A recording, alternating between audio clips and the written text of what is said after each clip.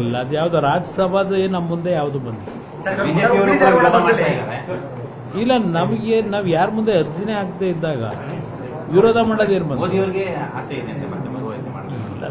ಕೆಲವರು ಪತ್ರಿಕೆಗಳಲ್ಲಿ ನೋಡಿದ್ದೀನಿ, ಅದರ ಬಗ್ಗೆ ಯಾರು ಚರ್ಚೆ ಮಾಡಿಲ್ಲ. ದೇವೇಗೌಡರ ಹೆಸರನ್ನ ನಾವು ಮಾಧ್ಯಮದಲ್ಲೋ ಇಲ್ಲ ಇನ್ನೊಂದು ರೀತಿಯಲ್ಲಿ ಈ ವಯಸ್ಸಿನಲ್ಲಿ ಮುಂದ್ಬಿಟ್ಟು ಅವರಿಗೆ ಅಗೌರವ ತರ್ತಕ್ಕಂಥದ್ದು ಬೇಡ ಅನ್ನೋದು ನನ್ನ ಅದೆಲ್ಲ ಸರಿಯಾಗುತ್ತವೆಲ್ಲ ಏನು ತೊಂದರೆ ಇಲ್ಲ, ಸರಿ ಮಾಡಿ. ಸಣ್ಣ ಪುಟ್ಟ ಸಮಸ್ಯೆ ಇದೆ, ಸರಿಪಡಿಸ್ತೀವಿ. ನಿರುದ್ಯೋಗಿಗಳು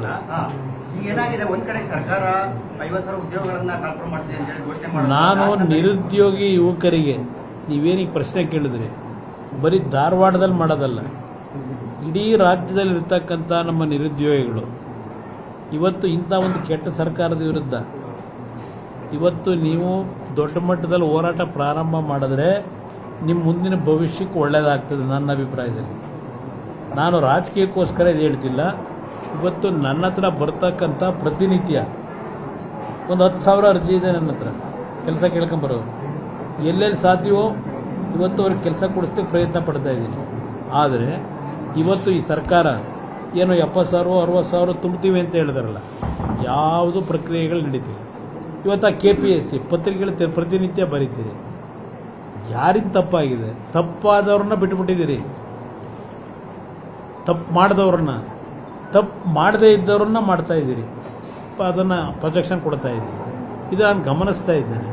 ಇವತ್ತು ಇದೇ ಸಿದ್ದರಾಮಯ್ಯನವರು 2011 ಆ ಲಿಸ್ಟನ್ನು ಕ್ಯಾನ್ಸಲ್ ಮಾಡೋದಲ್ಲ, ಆಯ್ಕೆ ಆದಂಥವ್ರನ್ನ, ಆಮೇಲೆ ಅದನ್ನು ಮತ್ತೆ ತಗೊಳ್ಳೇಬೇಕಾಯಿತು. ಮತ್ತೆ ಆಯ್ಕೆ ಆಗದೇ ಇದ್ದಂಥವ್ರಿಗೆ ನೇರವಾಗಿ ನೇಮಕಾತಿ ಮಾಡ್ತಾರೆ ಇದೇ ಸಿದ್ದರಾಮಯ್ಯ ಸರ್ಕಾರ.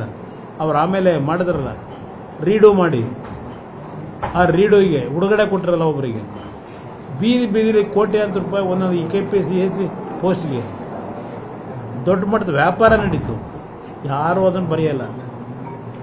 ಒಬ್ಬ ವ್ಯಕ್ತಿನ ಗುರಿ ಇಟ್ಟು ಇದು ನಡೀತಾ ಇದೆ ಪ್ರತಿನಿತ್ಯ.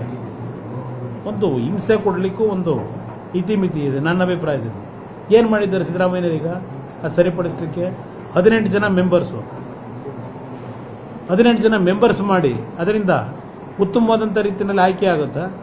ಈ ಸರ್ಕಾರ ಬಂದ ನಂತರ KPSC ಇರೋದು ಪ್ರತಿ ವರ್ಷ ಸರ್ಕಾರದ ಹುದ್ದೆಗಳು ಏನು ಖಾಲಿ ಇದೆ ಆ ಖಾಲಿ ಹುದ್ದೆ ತುಂಬತಕ್ಕಂಥದ್ದು KPSC ಕೆಲಸ.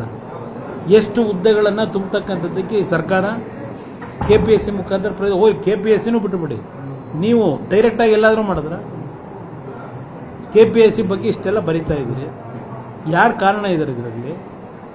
ಯಾಕಿಂತ ಒಂದು ಪರಿಸ್ಥಿತಿ ನಿರ್ಮಾಣ ಆಗಿದೆ ಕೇಳಿ ಸಿದ್ದರಾಮಯ್ಯವ್ರನ್ನ. ಇವರು ಅದೆಂಥದೋ ಕಮಿಟಿ ರಿಪೋರ್ಟ್ನ ಜಾರಿಗೆ ತರ್ತೀವಿ ಅಂದ್ರಲ್ಲ, ಯಾವ ಛೋಟಾ ಕಮಿಟಿನೋ ಯಾವುದೋ ಕಮಿಟಿ, ಇದಂತ ಮರ್ತುಬಿಟ್ಟೆ ಹೆಸರನ್ನ. ಇವತ್ತು ಎಲ್ಲಿಗೆ ತಂದರು? ಏನು ಮಾಡಿದ್ದಾರೆ? ಏನು ಕ್ಲೀನ್ ಮಾಡಿದ್ರು? ಕ್ಲೀನ್ ಮಾಡ್ತೀವಿ ಅಂತ ಹೇಳಿದ್ರು 13ರಲ್ಲಿ. ಕ್ಲೀನ್ ಮಾಡೋದಿರಲಿ, ತಗೊಂಡೋಗಿ ಕಸದ ಗೊಬ್ಬರ ತುಂಬಿದ್ರು ಈಗ.